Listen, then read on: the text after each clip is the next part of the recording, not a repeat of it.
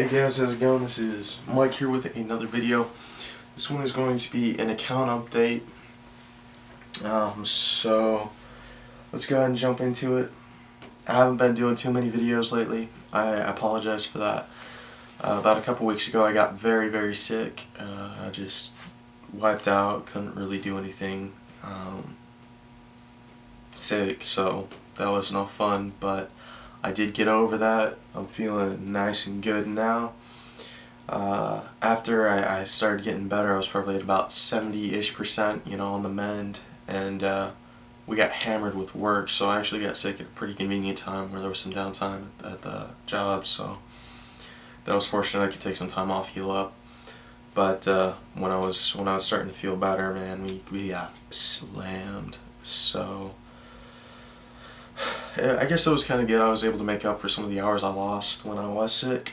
Working long days, plus evenings, plus weekends. So that was crazy, but it was good. It was to the point where I was feeling good enough to work. After the first few days, I wasn't really all that helpful, but after that, it kind of got to the point where, you sweat the stuff out. I'm in construction, which is a very intense, physically intense job, or can be. So when I'm sick, I can't really go there just because my body isn't strong enough. But when I'm on the mend and I'm almost better, it's good because you sweat that stuff out. It clears you out. You work it out. It's hard and you get weak, but because of the weakness of today, you're stronger tomorrow. It's kind of the way it works. So that worked out very nicely. Got a very nice paycheck for that, and with that I took some of that money and I got out and bought an iPod Touch. So it was sweet. I've been wanting one of these for a long time. My MP3 player, my cheap $10, $15 MP3 player croaked on me for a second time. I've gone through a few of them. And I decided to just get an iPod. I've wanted one, so I did some research. I got a really good deal on this one, fortunately, so that was nice. This is sweet. This is 4th gen. 4th gen. 64 gigabyte, camera, music, video, all that stuff. I got an email, so let me just see what that is real quick. It's a PM from Brother Punch. Alright, sweet, I'll read that later. Problem Punch. But that's pretty cool. Let's see, things are coming up. How am I doing on time? 3 minutes? Yeah, I'm actually moving along alright. Videos coming up, because I haven't been putting so many up. I want to, start off by putting a decent amount in the next few days. So I'll probably like Tuesday, Wednesday, Thursday, I'll have a video up every day or something like that. I'm going to have an unboxing from Brother D-Man 1, to which I apologize to you because I won D-Man's contest, or second place in the contest that he was running. I got the package right before I got sick. I wasn't feeling good, but I wasn't completely knocked out. Didn't put it up right away, and due to that, it still hasn't gotten up from being sick and then work. So sorry, but that will be coming up here in the next day or two, right after this video. This one's gonna come up first, then that one, and then something else. We'll see. But I'm truly sorry. It's been over 2 weeks, I believe, since I got your package, and I still have not put up an unboxing. So please forgive me, brother. I do apologize for that. Also, I'm going to have some reviews coming up. Reviews on probably the Ontario Rat 1, Leatherman Wave. Let's see. I kind of want to review something that hasn't been reviewed to death. maybe Cold Steel Perfect Balance throwers. It's about the time of the year that you might want to start picking those up, because spring's coming around soon, and spring and summer is when you're really going to have the chance to throw those outside. So those are sweet blades. If you want to see them in action, go ahead and check out my very first video. I believe it was my very first video, and it's just a quick 30-second video or something like that, but it shows me throwing those at about 16 feet. So go ahead and check that out if you're interested. I guess I'll put the link in the description for that, as well as I'll put the link in the description for D-Man. Also, I'm going to do a video on my car bag, because I've been meaning to do that for quite some time and I just haven't gotten around to it. So I'll go ahead and show you my medical kit that I keep in my car. Some projects that I've been up to is, of course, stuff with cord and rope. I've always enjoyed like macrame and stuff like that. So I made this last night. Just a 550 cord wristband, but it's not all 550 cord. You got a 550 cord, and then you got this cord here. This is from Harbor Freight Tools, and it's actually glow-in-the-dark cord. It is significantly thicker than 550 cord at first, but it has two internal strands.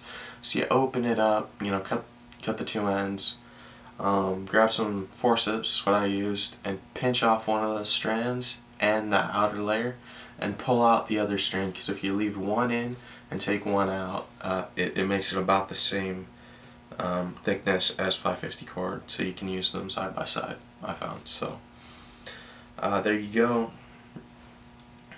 This is an interesting weave. I had never done this before, but I enjoy macrame, so occasionally I get an idea in my head of what would that look like and such. So I went ahead and did this. If anybody knows the name of this weave, please let me know. I would be interested to find out. It has a cobra weave or Solomon's bar underneath as like the core that I braided this around. So let me know if anybody knows what this is called, or if this is. I'm sure someone's done it before. I'm not going to come up with something original, especially not something this simple. But if you know what this is, please let me know. I'd be interested to find out. So that's a fun little project. It is glow in the dark. The stuff that I got from Harbor Freight. So that's fun. I had a lot of fun last night. Just I glowed it up real good, charged it up, and then just like punching, getting down. And it was a lot of fun just to because it's pitch black, and you punch and you just watch the stream of light just moving. It's really fun. It gave me a cool idea to get a friend over and put on the boxing gloves at night, and then wrap some of this stuff around, not the striking surface, because that would hurt like hell, but kind of around the glove and charge them up so we could see fists. But that'd be it. It'd just be like fists, nothing else. I thought that might be kind of fun, so I'll definitely need to try that out sometime. Another thing that I made out of that glow-in-the-dark cord is a flail. I like flails. I like monkey's fists. I like anything. Any hard object attached to a very flexible object that you hit things with, I'm cool with that. Like, I'm really good with monkey's fists. I'm not so much good with this yet. It's just different, but I'm gonna try to get there. But here we go. This is about a 8-inch long weighted piece. Steel core. Not super heavy, but definitely heavy enough to hit hard, especially with the momentum you get with a flail.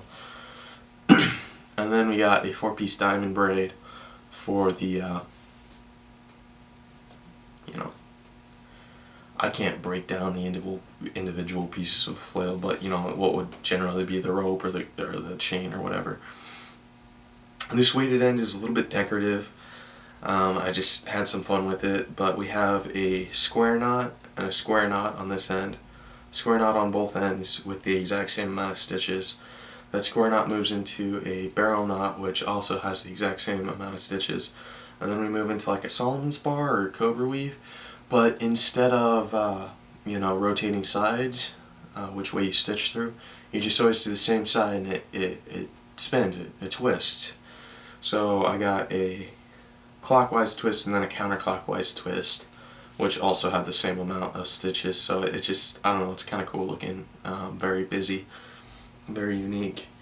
And then we got, like I said, a 4-piece diamond braid, but I did it a little bit different. On a lot of these, I actually messed up one right there now that I'm looking at it. But, wait, did I? No, I didn't, my bad. Generally with 4-piece diamond braid, when you look at it, you kind of see like a zigzag pattern. It's kind of like they all go diagonal. This one I did a little bit different, so that way it almost looks like you have stitches. It's like one there, and then one there, and then one there, and one there. I don't know if you'll understand that or not, but that's what I did. So there you go. And then I got a little bit of a barrel knot tied around this back piece right here. So that way you get a little bit more extra grip, which is nice. And like I said, this is also glow, so it was fun gluing this thing up, spinning it. It was just good times. So there you go. And I'll be right back with the final thing I made. I'm going to shut this off before my camera shuts itself off. Sorry about that. My camera shuts off for 12 minutes. It's just the way it works. Being that it's shooting in such a high resolution, it needs to give itself a little bit of a breather. So this is the final thing that I made. Flail Tommyknocker mix. I don't know. It's like if a Tommyknocker and this were to have a child, it would be something like this. So for starters, we got our weighted end. This thing is about the same size as the beaters or bashers. I can't remember. Whatever the Black Death is, that's what this one is. I think it's a beater. It's about the same size, a little bit shorter, but it's heavier just because it's lead. I have some like lead scraps that I've been using, and I think this might have been the last one. But it's heavy and it hits hard. And then this end has been hardened completely with super glue, and it makes it so hard, ridiculously hard. It just does not give. Brother Punch has been talking about like flattening down those little bumps. Once you harden these things, you can. It's just, well, maybe you could, but I don't know. It almost turns it into like a fiberglass material when you harden it with super glue. Then we go into what kind of makes this a flail, and that is this about 1 foot, a little bit over a foot section of Solomon's bar. And that just, as you can tell, it's got a lot of movement there. It just, it's not very rigid, but at the same time, it is more rigid than just a regular flail. And also, you can kind of go sideways here to stiffen it up a little bit, so that way you can bring it up a little bit faster. I picked up that trick from Brother Punch and his wasp waists, which, by the way, I don't know why he hasn't gotten rid of more of those. Those things are awesome, just outstanding. Maybe it's just me being partial to flails and it being more like a flail. Those things are outstanding. If you don't have a wasp waist, Tommyknocker, hook up, contact Brahma Punch and see if he's got any in stock. I mean, they're worth it. Trust me, they are worth it. They hit so hard. Just outstanding, and it's still rigid enough that you can really move fast with them. Because flails, you got to move a little bit slower. Make sure that cord is stretched out and stuff like that. But with these things, they're rigid enough, you can really, really get down with them, and they're just awesome. So if you don't have one, check it out. But anyways, I digress. Long wasp waist, as he calls it, into the handle, and it whips out. And this thing, whew, man, does it hit hard. Man, does it hit hard. I did a testing video of some Tommy knockers and stuff. I'll put that up there. Some of the footage didn't come out that great, so I'm just gonna clip together the smashes, I believe. Kind of make like a montage of just, you know, boom, there goes some soda cans, and boom, there goes some more soda cans, and then boom, oh look at that, there's a milk jug, and stuff like that. So I think I'm gonna do just like a little montage. Probably only be a minute long or something like that, but it's just gonna be smashing stuff and watching water just explode. So that'll be fun. But this thing wrecks house. It just hits so hard. Every Tommy knocker I've made or received, I've always, you know, at least once just cranked back and slammed, you know, an arm or a leg or something. You know, just to see. I like to do that with my weapons just because, you know, when it comes time to use them, I want to know what it's like. Because if I know what a weapon feels like when I hit myself, I know where I should hit with that weapon. You know, what pressure points to go for. So, like that. I don't know if any of you will understand that, or if some of you guys are gonna think this guy's nuts. He hits himself.